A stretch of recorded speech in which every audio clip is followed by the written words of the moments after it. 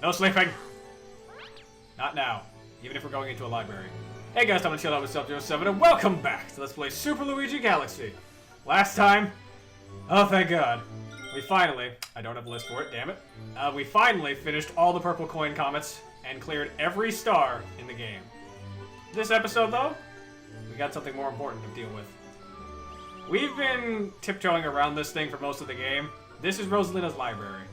Once we enter it, she's going to subject us to a bit of a story time. Each chapter for this would only be unlocked once certain thresholds are met. I'm going to put up what each one is on screen real fast. Last two you can only get through beating the game though, so I'm going to hand this off to someone and you guys enjoy.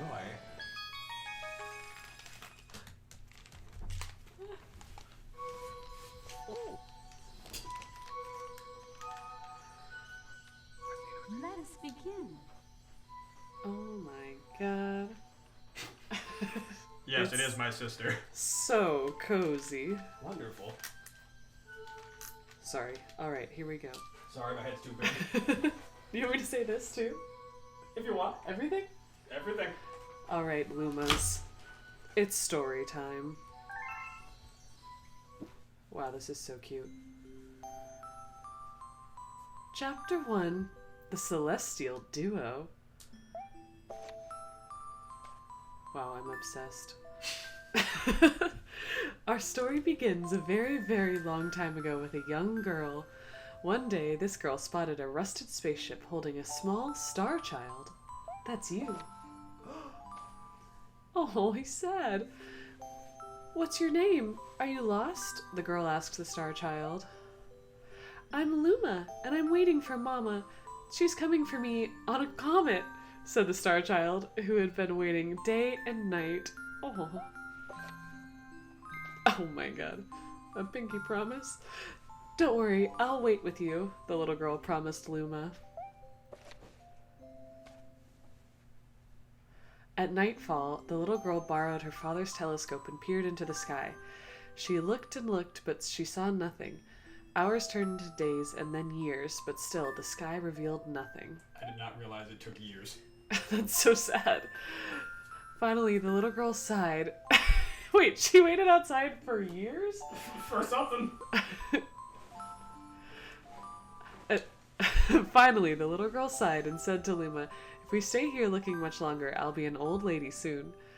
But then she had an idea. Why don't we go out there and find your mother ourselves?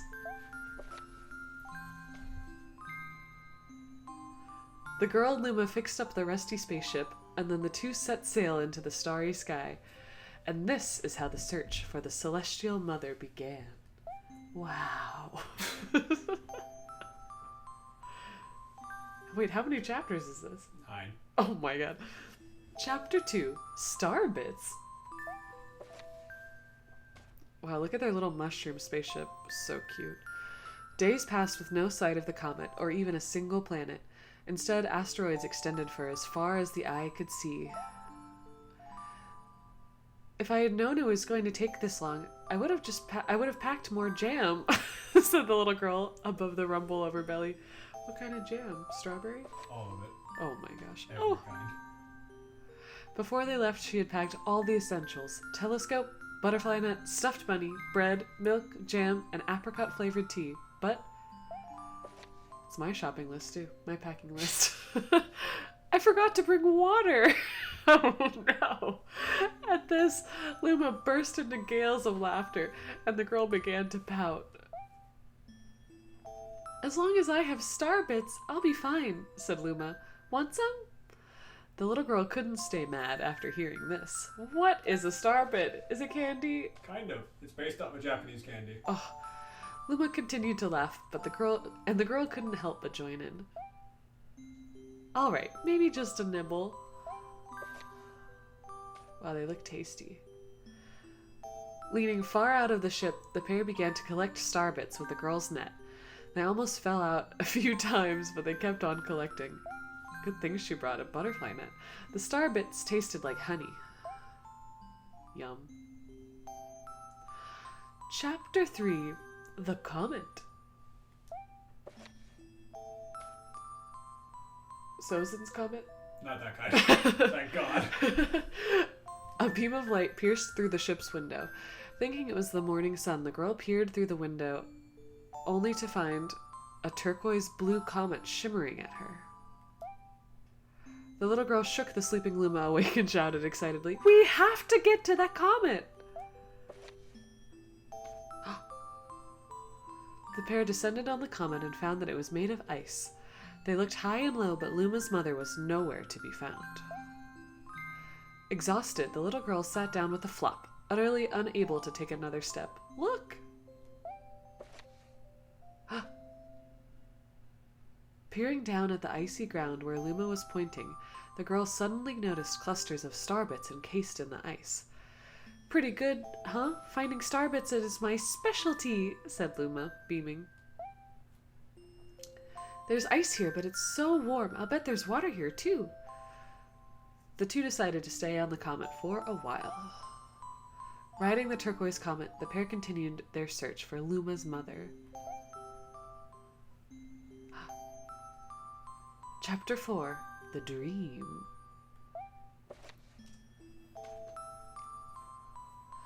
One night, the girl dreamed about her own mother. "Where are you going?" she asked her mother's retreating back. Without turning, her mother replied, "Don't fret, dearest. I'm not going anywhere. I'm always watching over you like the sun in the day and the moon in the night." Aww. A wave of sadness washed over the girl. "What about when it rains and I can't see the sun or the moon?" Her mother thought for a moment before responding. "I will turn into a star in the clouds and wait for your tears to dry." When she awoke, the girl's face was damp with tears. "You have star bits in your eyes," said Luma to the girl. Aww. Wiping her face, the girl replied, "These are tears, not star bits. I'm crying because I'll never see my mother ever again." At this, Luma began to cry too. "Mama, oh mama, wah!" They're so sad. At least they're together. The pair traveled through the starry skies, and though they encountered many other comets, not one of them held Luma's mother. Luma was despondent. Now, Luma, the rain clouds won't go away if you keep crying," the girl said, giving Luma a squeeze. "I'll give you a present if you stop." The girl closed her eyes and said gently, "I'll take care of you." With these words, she felt a small spark in her heart. It's love. Chapter 5. Home. Wow. "The kitchen will go here, and the library will go over there," the girl said busily to herself. "We'll put the gate here." Ever since the girl took Luma under her care, she'd been bustling about at a feverish pace. It's a lot of work, but it's worth it to make a happy home. It turned out that starbits weren't the only things buried in the ice. There were tools and furniture unlike any they had ever seen, and the girl used them to build a home.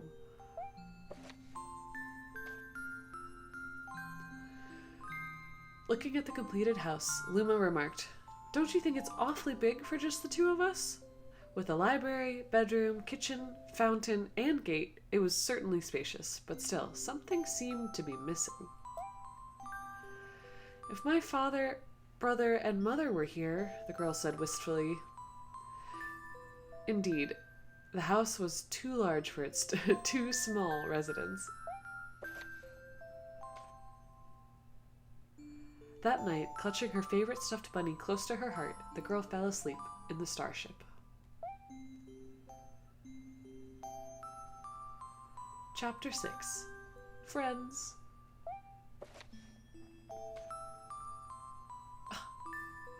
A tea party. Then one day, while the girl sat sipping tea, a tiny apricot-colored planet appeared on the horizon. From the planet, another Luma of the same color emerged.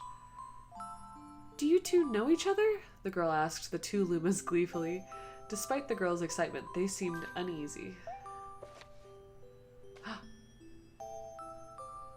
The two Lumas neither drew closer nor backed away from each other. Instead, they just stared.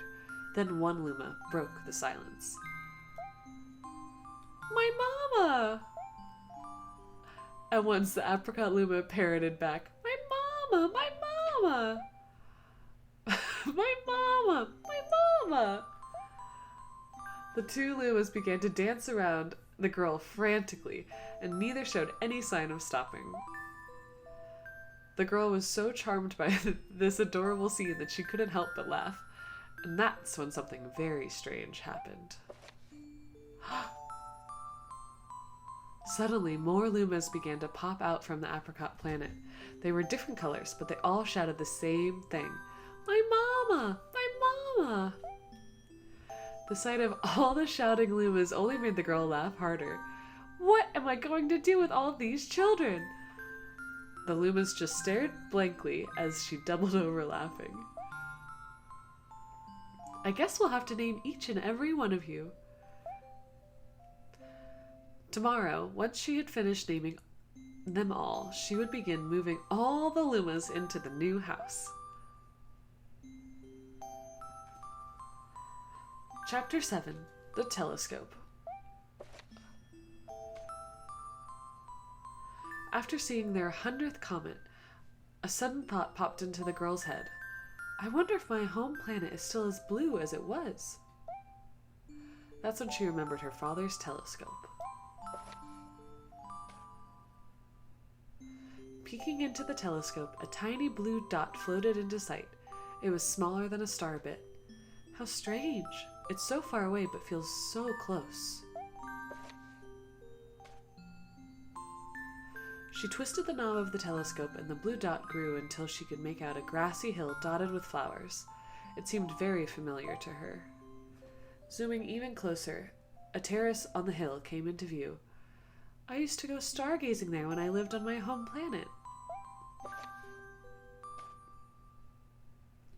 She remembered rubbing the sleep out of her eyes as she followed her father up that hill to look at the stars. She remembered how she and her brother would sled down that hill. She remembered having picnics with her mother on that hill on bright and windy days. And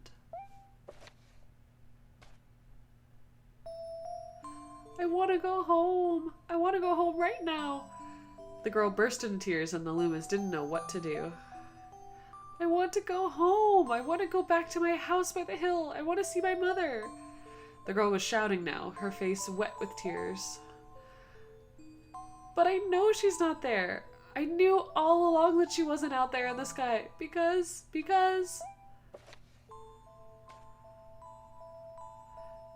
She's sleeping under the tree on the hill.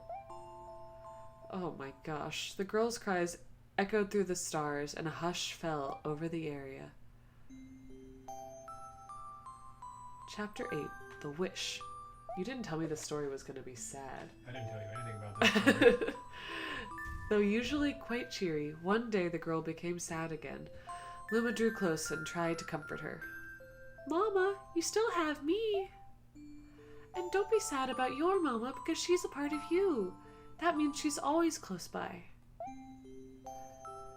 It's like me. I love starbits because they remind me of my mama. No, no, the girl said, unable to stop the tears. Oh wow, it's so cute. A lonely look flickered across Luma's face, but it was soon replaced by a wide grin. I have an idea! I will transform into a comet, a soaring comet that can carry you all on this journey. What? It can do that? Whoa. With that, Luma, trailing bands of white, soared high into the sky and just as quickly started to plummet back down.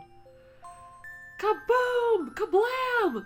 The ground shook and a bright light poured out of the crater that the Luma had created.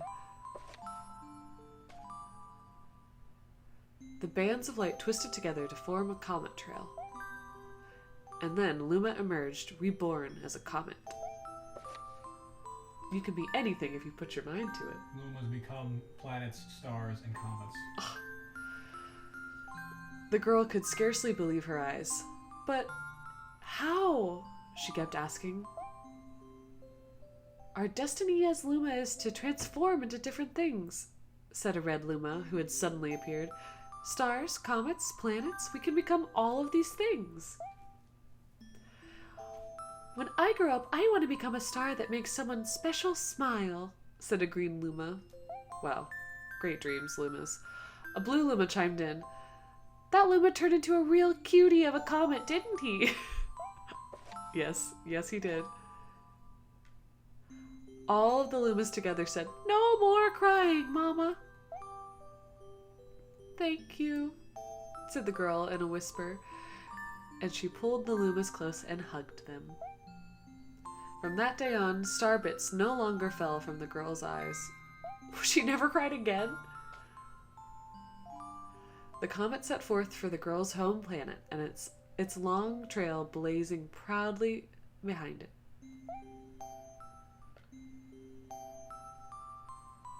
Final chapter. Family.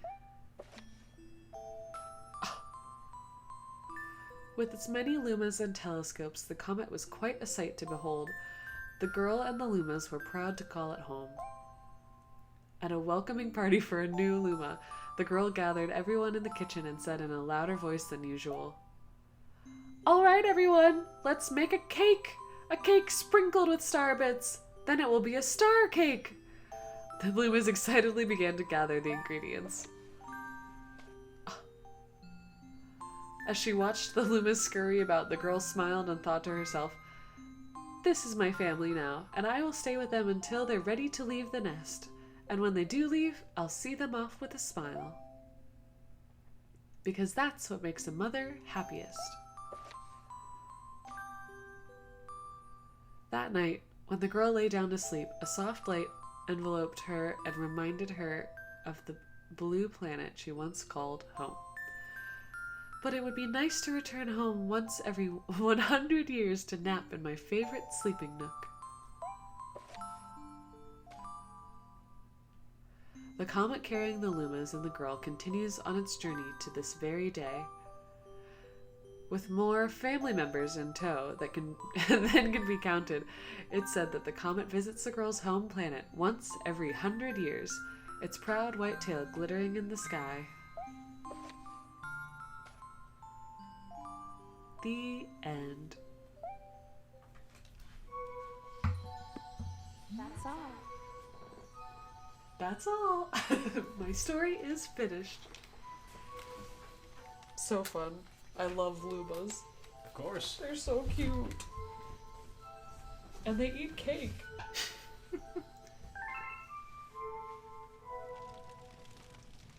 If you were to see individual chapters, you could come back and read the storybook whenever you want, including picking up individual chapters. If you've never read this or played this game, you might not realize this is the origin of Rosalina. That's her in the story. And that's kind of the plot of this game, is that every 100 years, the Comet Observatory comes to visit the Mushroom Kingdom. So, everything she said there, unless she decided to make it up on the spot, is real. Meaning she literally left her home, basically became a mother figure to all of the Lumas, and explores the cosmos looking for more of them. So cute. And remember, this wasn't supposed to be in the game originally. The developers had to sneak this in because Miyamoto did not want it in the game. The backstory for one of the most tragic and beloved characters in the franchise almost didn't make it. Miyamoto, stop. Is all I'm gonna say. But that being said, that is everything there is to do in the Comet Observatory. And all that's left now is to go back to the center of the universe and kick Bowser's butt again, so we can gain access to that special other world that I was talking about. But we'll be saving that for next time. Next time, on Let's Play Super Luigi Galaxy, we're going back to the center of the universe for our grand finale. Till next time, ice out.